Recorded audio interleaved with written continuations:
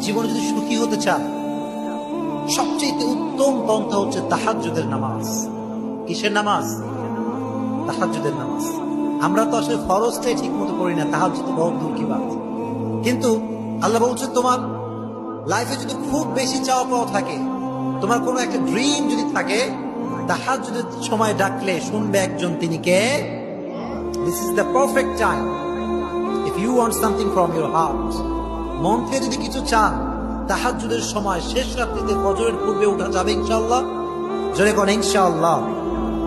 তাহাজ্জুদের সময় উঠে আপনার যত কষ্ট আছে, যত আকাঙ্ক্ষা আছে, রবের কাছে বলা যাবে ইনশাআল্লাহ।